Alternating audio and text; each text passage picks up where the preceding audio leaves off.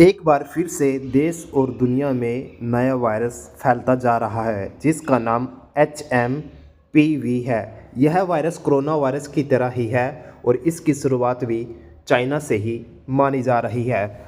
भारत में इसके कई मामले सामने आ चुके हैं, लेकिन कुरुक्षेत्र और हरियाणा में अभी तक इस वायरस का एक भी मामला सामने नहीं आया है। वहीं अगर कुरुक्षेत्र स्वास्थ्य विभाग की बात करें, उनका मानना है कि इससे घबराने की ज़रूरत नहीं है। कुछ खास प्रबंध करने से या कुछ खास सावधानी बरतने से या वह इस वायरस से बचे रह सकते हैं। और साथ ही उन्होंने कहा कि अगर फिर भी कहीं इसके कोई लक्षण दिखाई देते हैं तो वह तुरंत अपने नज़दीक ही डॉक्टर से सलाह लेकर उसका इलाज कराए। उन्होंने कहा कि इस वायरस से निपटने के लिए हमारे पास गाइडलाइन पहुंच चुकी है और हमारी गाइडलाइन के अनुसार अभी तक हरियाणा में इसका एक भी मामला सामने नहीं आया है। वहीं फिर भी इस वायरस से निपटने के लिए जिला कुरुक्षेत्र में सभी प्रकार के प्रबंधों को पूरा कर लिया गया है। सरकारी हॉस्पिटलों से लेकर प्राइवेट हॉस्पिटलों तक हमने गाइडलाइन जारी कर दी है और उनके साथ हमारी मीटिंग भी हो चुकी है। अगर कहीं पर आइसोलेशन वार्ड बनाने की ज़रूरत पड़ती है तो उसको भी बनाया जाएगा। जी साहब, क्या कहेंगे? एक नया वायरस आ रहा है HPV, तो इसके बारे में क्या जानकारी दें? हाँ जी, इसके बारे में जो हमें अभी तक सरकार से जो निर्देश प्राप्त हुए हैं वो उसके हिसाब से ह्यूमन मेटा न्यूमो वायरस है, जो ये कोई नया वायरस नहीं है।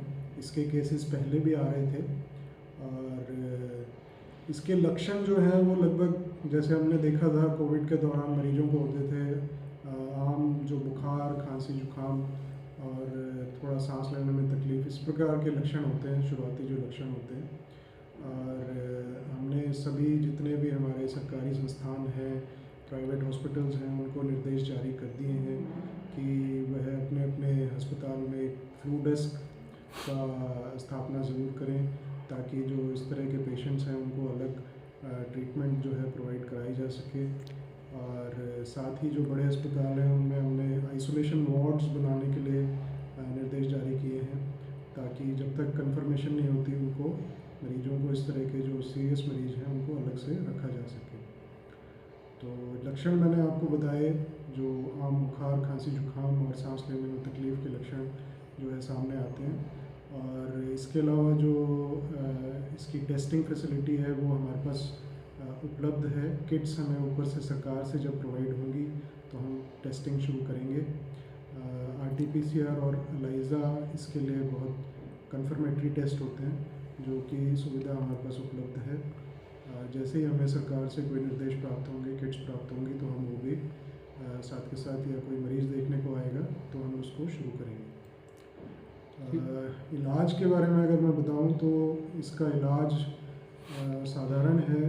पैरासीटामोल की दवाई जो है बुखार और दर्द के लिए हम इसको ले सकते हैं, और खूब पानी पिएं। यदि कोई बीमार है तो उससे हम रेस्ट करें, और कोई अगर हमारे परिवार में कोई व्यक्ति बीमार है तो उसको उसके क्लोज कांटेक्ट में आने से हम बचें। तो ये हमें थोड़ा सा ध्यान देने वाली चीज़ें हैं। और जैसे कि कोविड में हमने जाना था कि हम इसको फैलने से कैसे रोक सकते हैं। फैलने से रोकने के लिए सबसे जो बढ़िया तरीका है वो है हैंड वॉश, हमारे हाथों की सफाई। बार बार हमें अपने जो है ना साबुन से हाथ धोने हैं, और किसी भी ऐसी सतह पे हाथ नहीं लगाना है जहाँ से कि संक्रमण हो सकता है। खांसते छींकते समय हम जो है अपने नाक और मुंह को ढकें। तो यही जो है सावधानियाँ हमें बरतनी है। अभी तक इसके बारे में कोई वैक्सीन के बारे में नहीं पता चला है, कोई नई वैक्सीन नहीं बनी है इस बारे में, तो जानकारी ही इसमें बचाव है।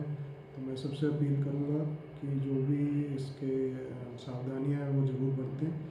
और यदि कोई इस तरह का कहीं से भी कोई मरीज का पता चलता है तो उसकी सूचना हमारे कार्यालय में दें। धन्यवाद। तो अभी तक की बात की जाए तो अभी तक तो वैसे कोई पेशेंट है नहीं इस हरियाणा में? हाँ जी, अभी तक हमारे यहाँ पे कुरुक्षेत्र में भी और हरियाणा में भी अभी तक कोई केस इसका रिपोर्ट नहीं हुआ है।